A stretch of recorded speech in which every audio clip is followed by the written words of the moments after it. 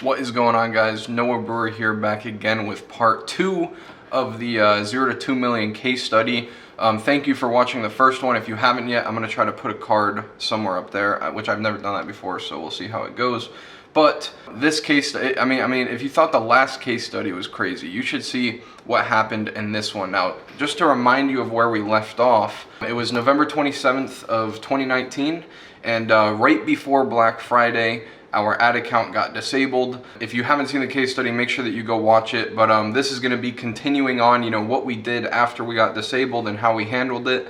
And the results after we got disabled and relaunched on a new ad account is the reason why I said that this was a blessing in disguise. The first time we got our ad account disabled really hurt, right? Like, it really hurt. But I don't think we would have done 2 million if it wasn't for that, because it basically allowed us to relaunch into a new ad account, and that new ad account did like 10 times better than the original one. So I know in the last case study the screenshots were really small, and if you watch on a big screen and you full screen it, it's really the only way that you can see, and I apologize about that. I didn't notice it because I have like a big monitor here, and when I was reviewing it from the editor, I saw it just fine, but I can imagine if you're on your phone or something, it was a little bit difficult to see. So this one's going to be a lot better. I'm probably going to put myself in the corner and make the slides bigger. But let's just dive right in here. So we left off, like I just said, November 27th, we got our ad account disabled. 2 days later, so I think what we did was we appealed the ad account just to see if they would re-accept it, and they didn't.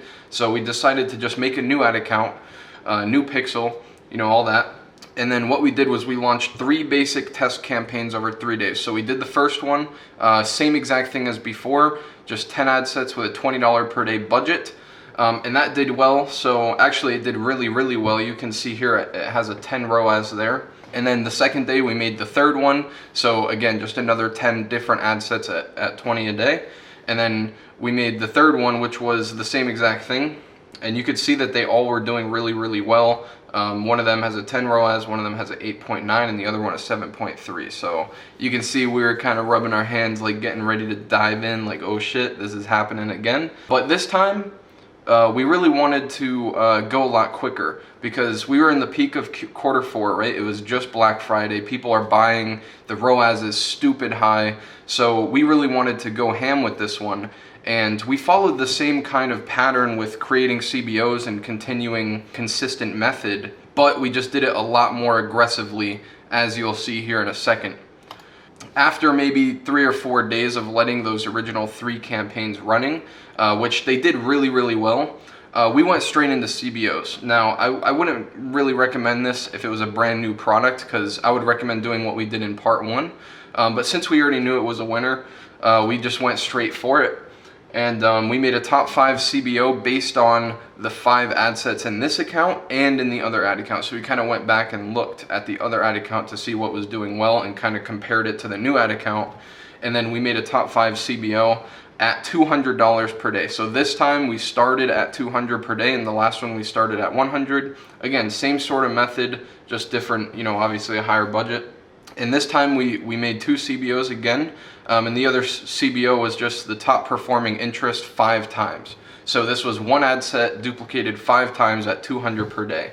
And I'm looking at the results on my screen now. You can see that the top 5 had a 7.4 ROAS, which is very good.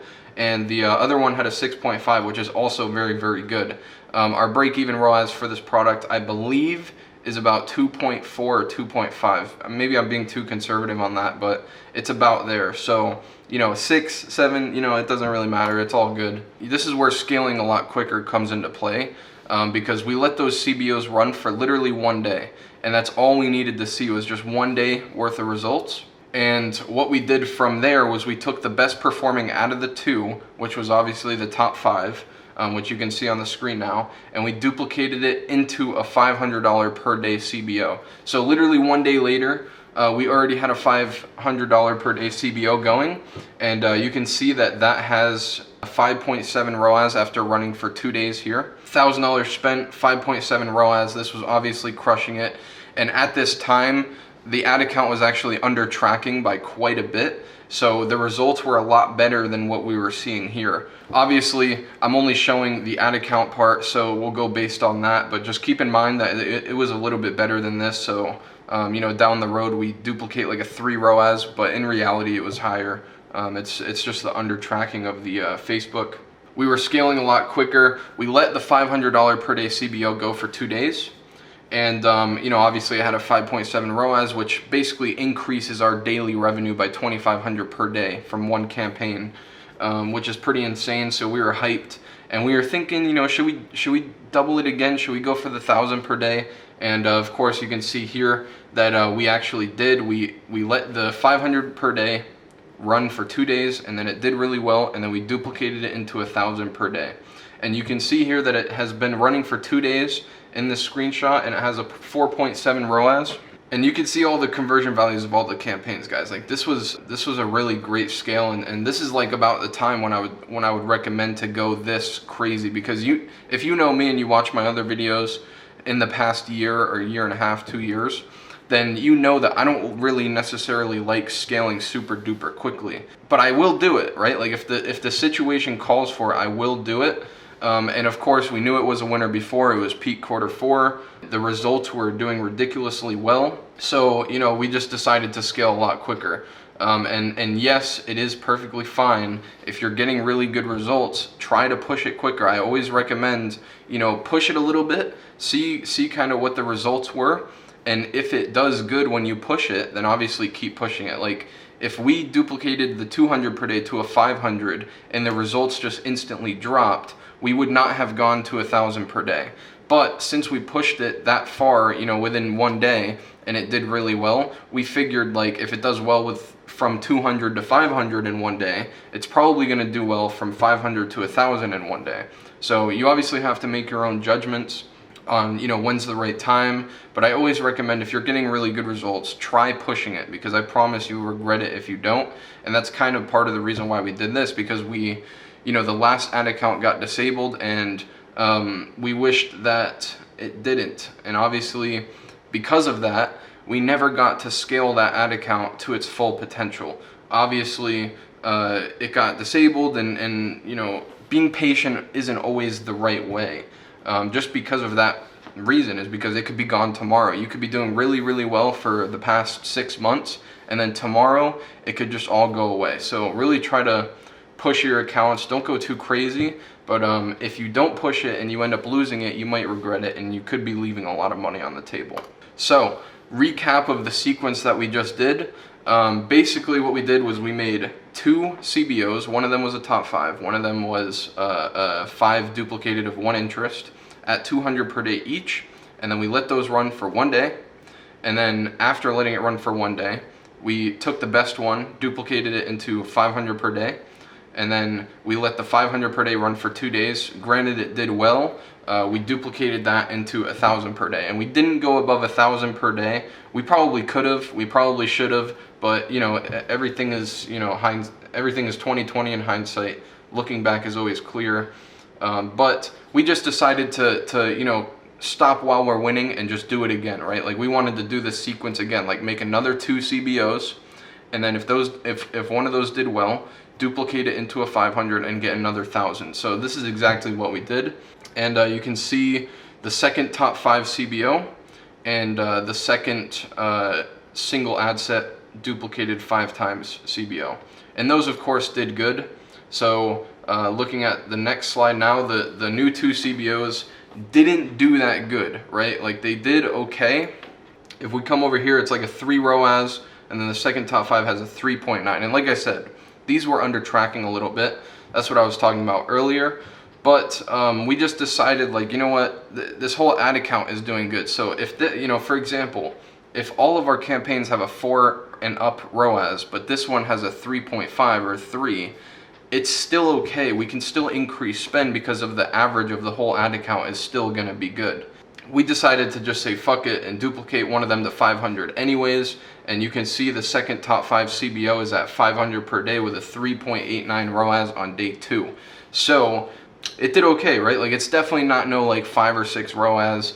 like the first one that we did. But that's kind of what happens when you scale hard like this. It's kind of normal, and you can see all the other campaigns that we previously made, like the 1,000 per day, the 500. All the ROAS on those are no longer 6 or 7. They're all like 4.5, 4, 5, and that's perfectly normal. You just have to make sure that you're still making money. Like, your results will drop when you scale. It's perfectly fine. And you just have to make sure that you're still making money. And if you're not, then you know, slow down a little bit or transition into CBOs, which is exactly what we did. And here's the second top 5 CBO at 1,000 per day, and you can see it has a 3.2 ROAS. So definitely getting to a point now where like it's kind of iffy, like it's not super crazy results. You know, it's kind of profiting maybe like a 0.5 ROAS. Nothing crazy, but still okay. But I mean, is it the time to try to run the sequence again and try to make another 2 CBOs and see what we could do? We'll see. This is the update. We are now 12 days into the scale of this new ad account. So putting myself in this time, 12 days ago, we just got disabled. We made a new ad account. You know, we did the 3 original test campaigns. We made the 2 CBOs. We took the best CBO, duplicated it into 500 per day, duplicated that into 1,000 per day, and then we just ran that sequence again with different ad sets. So 12 days in, right? Like, I know that's a long video, but it's only been 12 days. We have 31K spent in ads, 126K in revenue so far, and this day exactly, I don't remember the date because I didn't screenshot it. This day that I took the screenshot of this update, we did 24K on the actual store. So the actual ad account tracked 16,000 in sales, but the actual store did 24,000 in sales on that day. So under tracking by quite a bit, probably 10 to 20%, which is ridiculous. But even with the under tracking, we were still profitable, you know, so we just kind of made the assumption that we would just go by the ad account results, and then anything above that is just, you know, butter on the cake. We don't need to rely on it at this point, but we definitely knew about it in the back of our minds. All right, getting back into what we did, the strategy here. So we decided to actually make a third top 5 CBO, obviously at 200 per day, but we did not make the single interest duplicated 5 times. In my experience, those don't work nearly as well as 5 different interests for whatever reason, and obviously in this ad account that was true. So instead of making 2 CBOs this time around, we just made 1. And sadly, you can see that CBOs stopped doing as well, right? Like, you see the CBO above it has a 2.4 ROAS, and this new one has a 3.2. So we kind of had to decide, you know, should we keep on trying to push CBOs, or should we just kind of like, we built a very, very solid base right now. Like, we're doing about 20,000 a day, you know, 24 on a good one maybe. And we just made a CBO and it's not doing that well. What do we do, right? Like, usually at this point, if you refer back to the book, which again, I'll try to put the link in the description so that you can check out the book that explains my thought process throughout all of these strategies that I have. You can do a multiple of things, especially at this stage. We haven't done retargeting yet, which is crazy. We definitely should have done that. You know, looking back, I think the cold traffic was just so good that we didn't even think about it. But we definitely should have done retargeting at some point. And another thing that we haven't done is lookalikes, and that's actually the path that we decided to go down, just because the CBOs stopped doing as well, and lookalikes, in my experience, are usually very consistent. So if you can build a base of lookalike campaigns, usually, as long as you get rid of the ones that do bad in the first like 3 to 5 days, usually the lookalike campaigns will stay good for pretty much as long as you scale for. Sometimes they might die out, but I mean, a lot more consistent and long-term than interest campaigns. As you can see, these kind of are starting to die out. We have one that dipped down to a 2.58. Usually you don't see that with lookalikes. We made 10 ad sets in a normal ad set budget campaign at 20 per day, just like our interest campaigns. And we did all website visitors with lookalikes, and you can see the results, 3.67. So better than the last CBO, but not too crazy. But again, the benefit in these lookalike campaigns is not necessarily like, you know, scaling super duper high, which was our plan. Like, our plan was just to get, you know, our top 5 lookalikes and then make CBOs based on the top 5 lookalikes and then run the same sequence as before. That was our plan. With the 3.67 ROAS on a lookalike campaigns means a lot more to me than a 3.67 ROAS on a CBO, because CBOs can drop over time. Lookalikes, in my experience, are a lot more consistent. I don't even need to say it. I'm just showing it on the screen. Account has been flagged for policy violations. Now, I guess that you guys, depending on how much experience you have, you might not believe me, but we got disabled again. We're about, I don't know, 13, 14 days in. Actually, I think about 15 days in to this new ad account. And of course, right as we get into lookalikes, we just get disabled. And you guessed it, this is gonna end part 1 to the case study. I hope that you learned a lot, and I hope that you can actually see the screenshots this time. And of course, I mean, when it comes to, I know some people are asking, like, why did you get disabled? How do you handle that? And the truth is, we were not doing anything wrong. I looked very, very deeply into the Facebook ad policy, which you can just Google. You can just look up Facebook ad policy, and everything that we were doing was perfectly fine. Now, we were in the health and fitness niche, so there are some things that people do that gets them flagged, but we made sure to not do those things, right? Like showing too much skin, making insane promises. We were not doing any of that stuff. We were not breaking the policy. And I believe in this part, we actually asked Facebook what we did wrong, and they just said we didn't do anything wrong, and they disabled it on accident. So I will see you guys in part 3. I'm sorry that I made you wait for part 2. I just went on a trip with my family, and then I've had a friend over for the past couple weeks. But I hope that you learned a lot from this, and I hope that you can go and implement these strategies and see some results in your own stores. But as for this video, this is Noah Brewer, and I'm out. Peace.